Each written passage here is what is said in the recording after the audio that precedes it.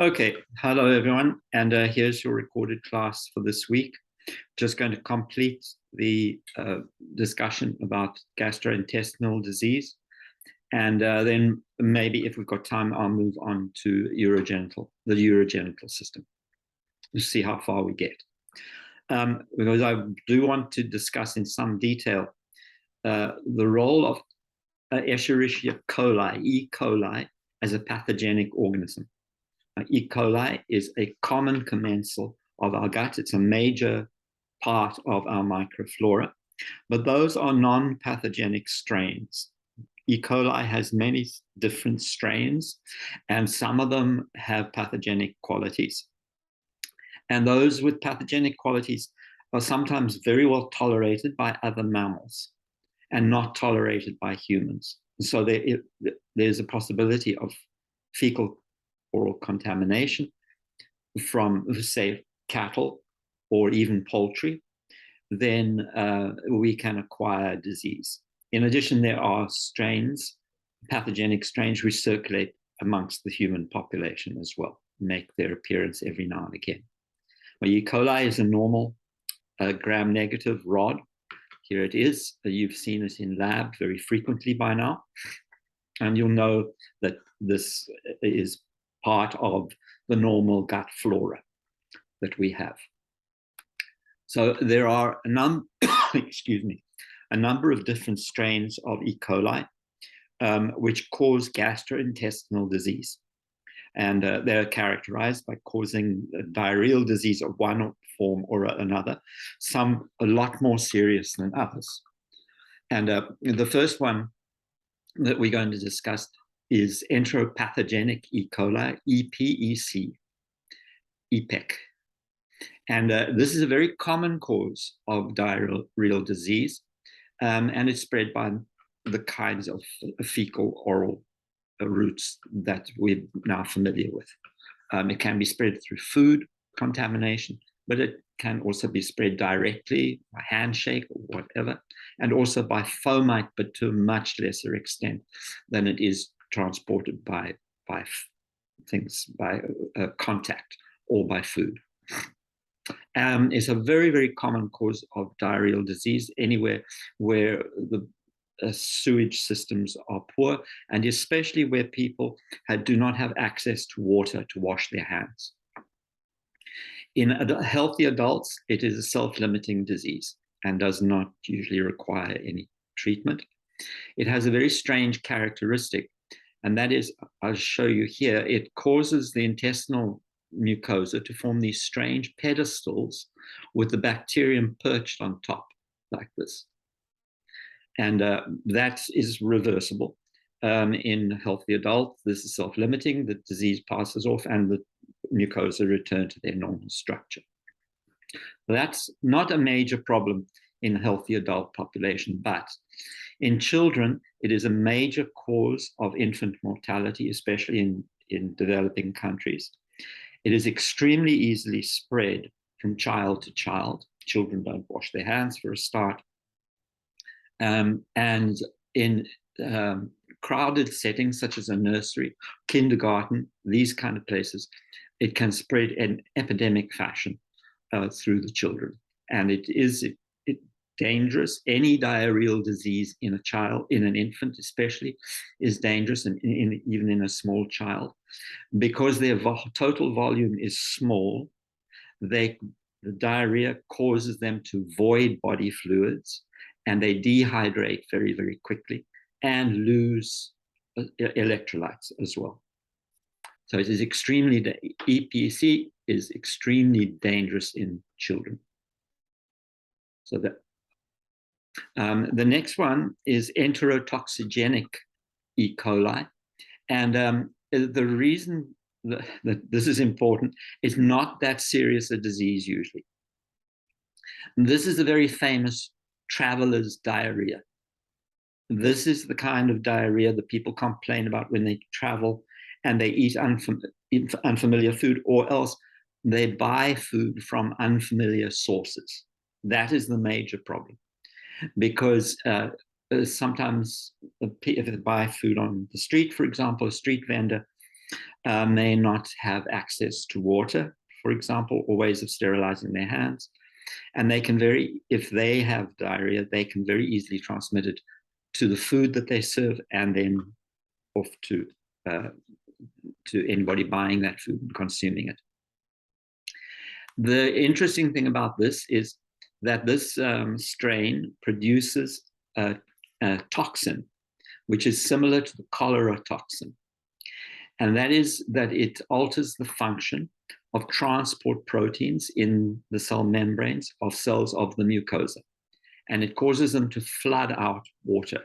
And that is the characteristic of this, that an unremitting watery diarrhea, easily dealt with as long as the person has access to enough hydration, and especially to something like Gatorade or something like that, which can replace the lost electrolytes.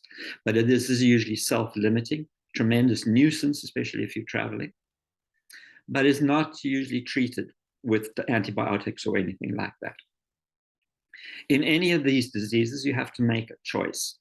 Is the disease sufficiently serious that antibiotics are warranted, which might alter the structure of the normal microflora?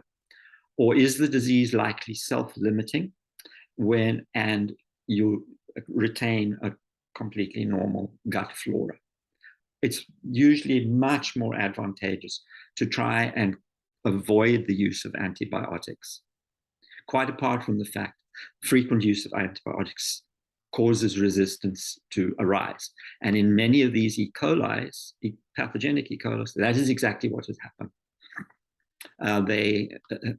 Frequent antibiotic use has led to them, several of them being antibiotic resistant. So the next one is called enteroinvasive E. coli. And this causes a dysentery. It's a much more serious disease from that point of view. But again, it is usually self-limiting. The reason that it is more serious is it produces the disease which mimics Shigella. You remember, Shigella was the bacterium which invaded the mucosa of the gut. Its initial stages of disease development was to invade the M cells, part of the immune system, invade the M cells and then spread out from there to kill patches of intestinal mucosa, which results in the characteristic dysentery, a bloody stool, bloody diarrhea. That is what enteroinvasive E. coli does. But it does not proceed any further than that. It does not produce toxin like Shigella does. Shigella proceeds to cause all sorts of systemic problems, very serious systemic problems, because it releases toxins. But this does not. And it causes a very, very painful inflammation of the gut wall, the watery, bloody diarrhea, but it is usually in a healthy adult, it is self-limiting. It might require antibiotic treatment if it persists. Now, the next one is called enteroaggregative E. coli, and this is limited to human contact.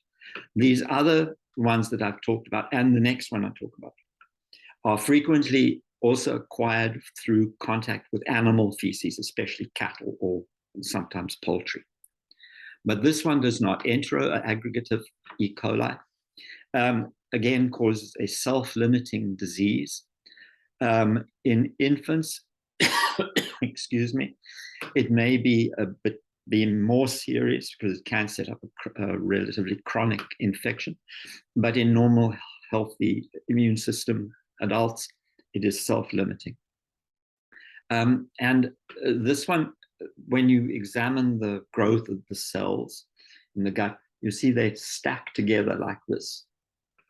And that's called palisading. Palisade as in a fence with its fence posts. And this one does produce a toxin. It is not a very virulent toxin, but is It is an enterotoxin, that is, it is a toxin which is released which causes a watery diarrhea. But again, in a healthy adult, this is usually self-limiting. The last one that we're going to talk about, however, is extremely serious. It is extremely, extremely serious. And this is enterohemorrhagic E. coli, EHEC. And it is usually caused by a single strain, which is O157H7. And this is particularly serious because it behaves very like Shigella. It is still E. coli, but it behaves like Shigella. There is some evidence that it has acquired the genes through viruses which cross-infect Shigella and E. coli. It's not firm evidence, but there is some evidence that that is the truth.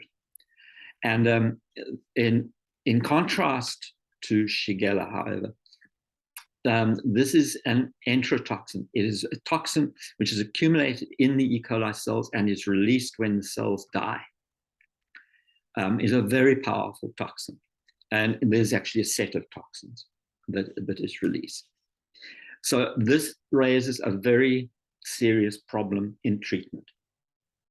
Because you can't, if you have somebody who's infected with O157H7, you can't just blast them with antibiotics, because you'll lyse all the cells and they will release all of the toxins all at once.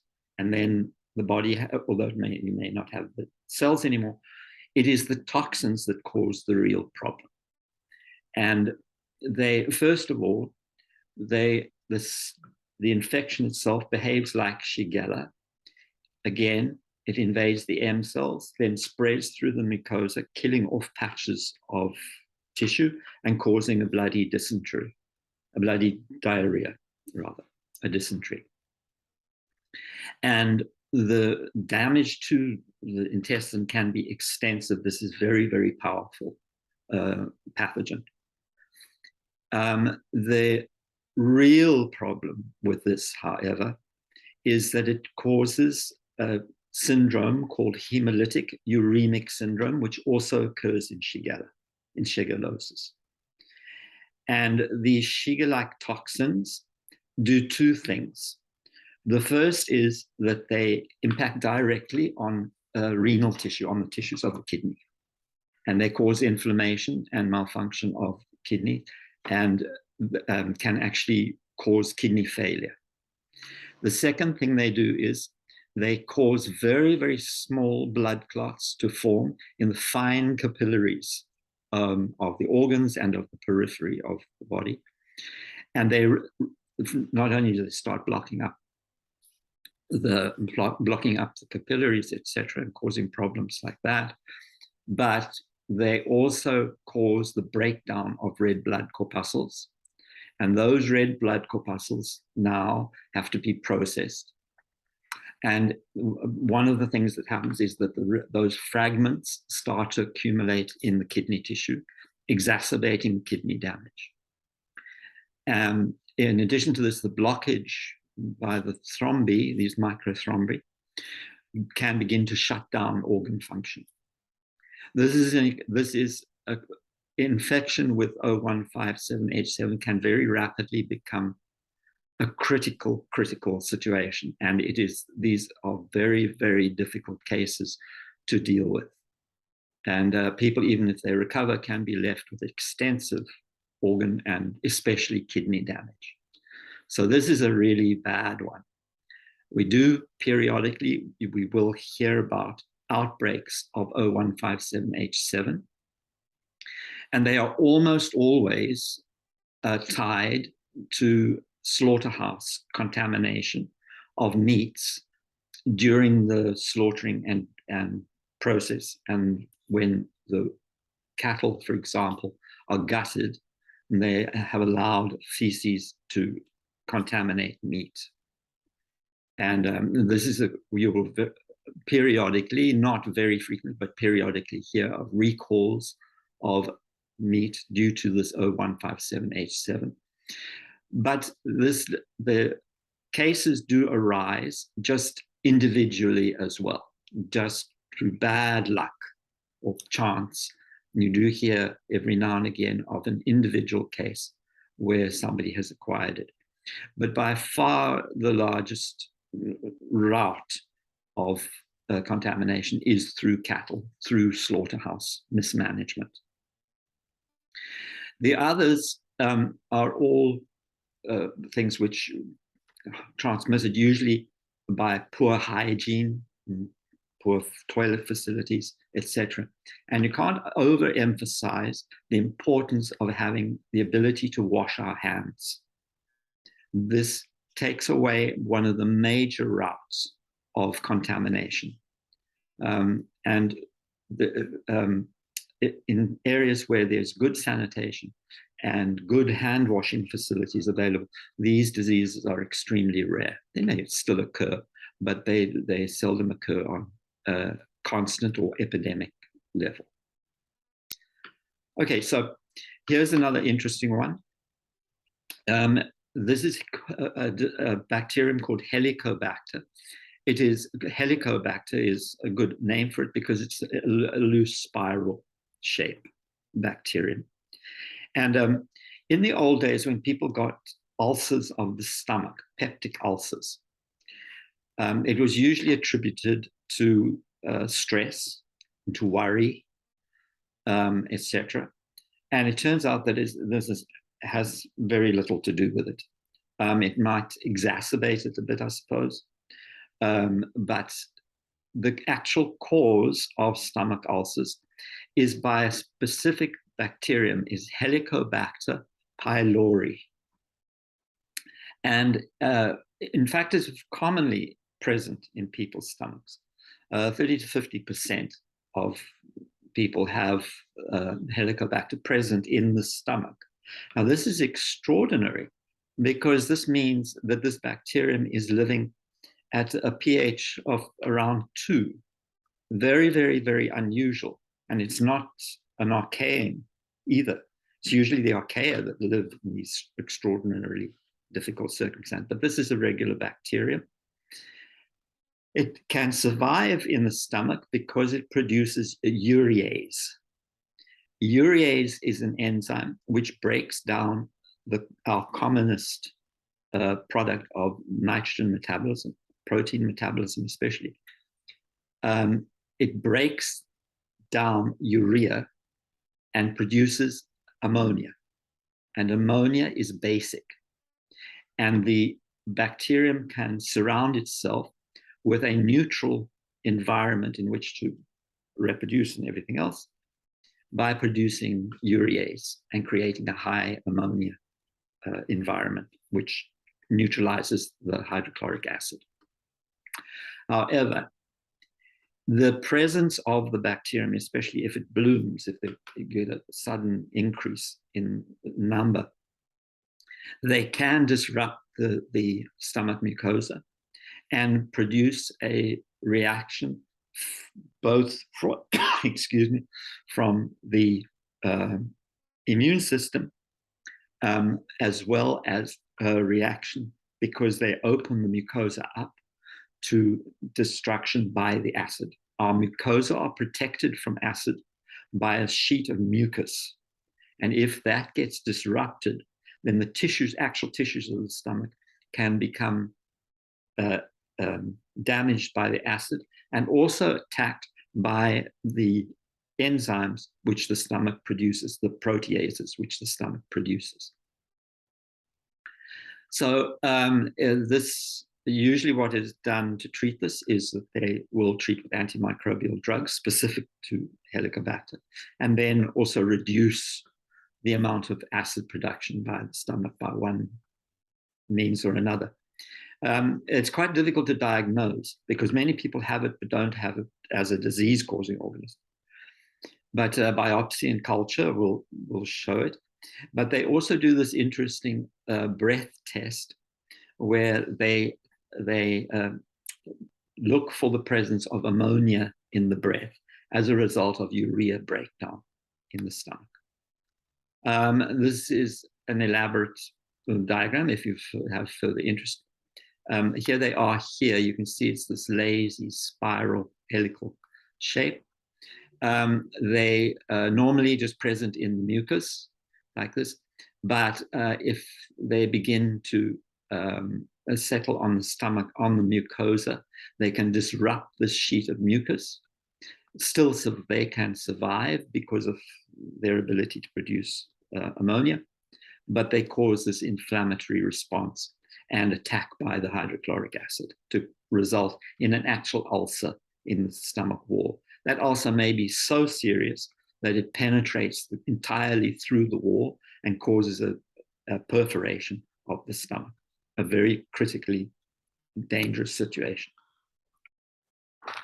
Okay, so the next one to mention is one, if you're working in a hospital setting, you will certainly encounter. And this is Clostridium difficile. And it does have an associated diarrhea with it, but that is only one of its effects.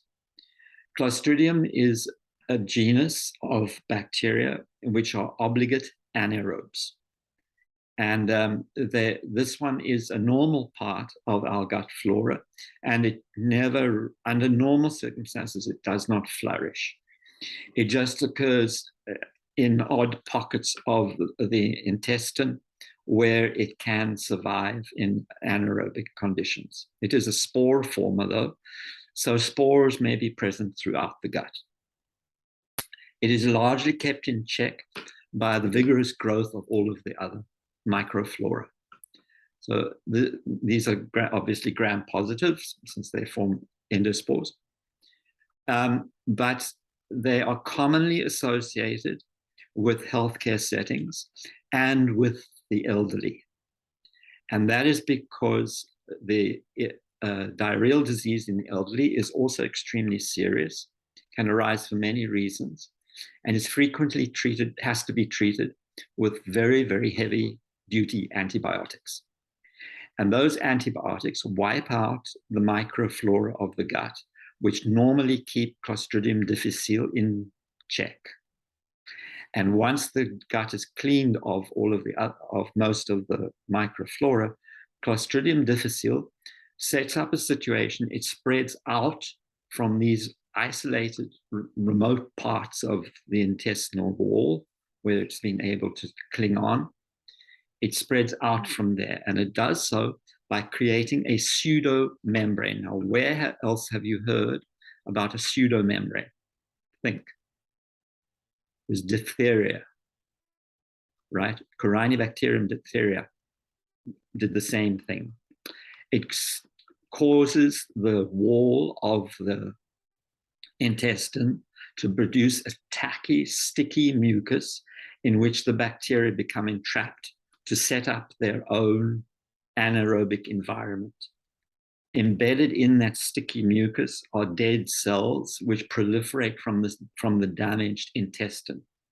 The presence of these bacteria causes an intense inflammation and a constant diarrhea until the gut function fails entirely. Clostridium difficile associated diarrheas are very, very, very difficult to treat. The whole intestine becomes covered with the pseudomembrane, which this is the normal intestine. Here is a Clostridium difficile infected intestine. Here you can see that the wall of the intestine has become invested with this pseudomembrane, which completely blocks its functioning. In an elderly person, this is very, very difficult, very dangerous situation, and frequently results in death. And it also sets up, if it doesn't result in death, it sets up a chronic problem of the gut, which eventually becomes so debilitating that it results in death. There is a simple solution, and that is lift off the use of antibiotics entirely and do a fecal transplant. Take feces from a normal person and implant them. They can just do it with what we call colonoscopy. and insert a small amount of feces in the gut. And those, as long as there are no antibiotics, those bacteria will reproduce very, very, very rapidly and replace the Clostridium. It's a simple and very, very effective solution that is now frequently used. So I just finished this off by mentioning a couple of other diseases that you may periodically hear about. The first one is listeria. I actually pronounce it listeria, but I'm always caught between American and whatever. So Listeria monocytogenes. This is acquired from food. As long as it just causes a gut infection, it's not that serious, which is the case for many people. It's just a self-limiting diarrheal disease. But unfortunately, it can easily escape the intestines. And if it does so and it spreads systemically, it causes very, very serious consequences. Meningitis, a generalized septicemia, and because it is gram-negative, it very quickly sets up a septic situation. It results in sepsis, the catastrophic response of the immune system, which results in the collapse of blood pressure, for example.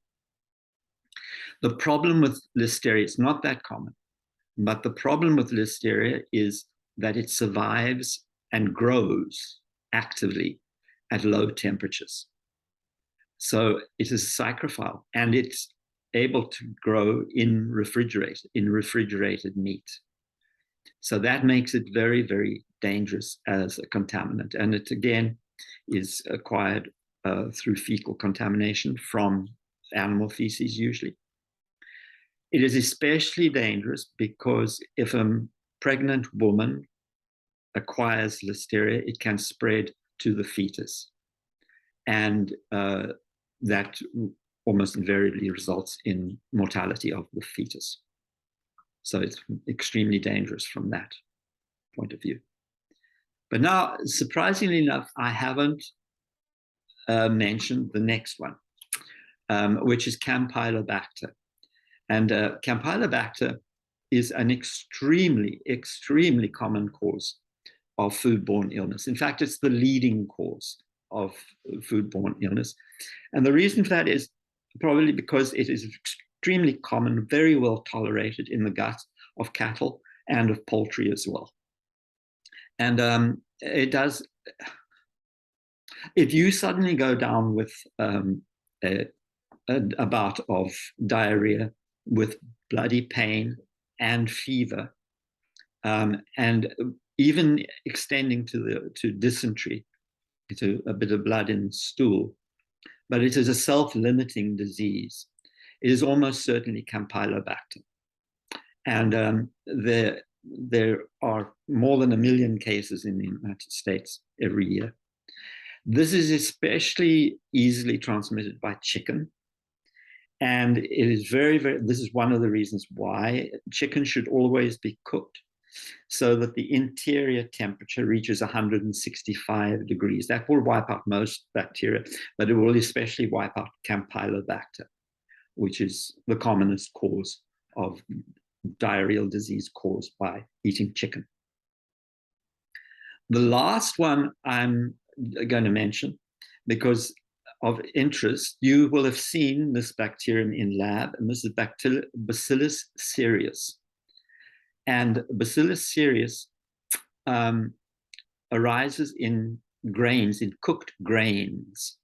It very easily populates cooked grains and that are allowed to cool.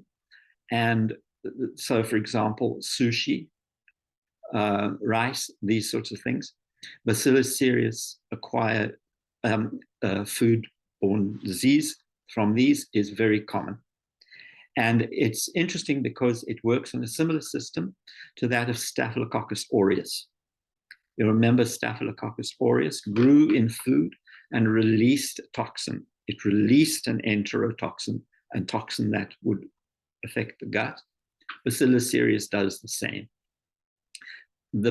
Even if you reheat the food, The bacterium may be killed, but it's not the bacterium that causes the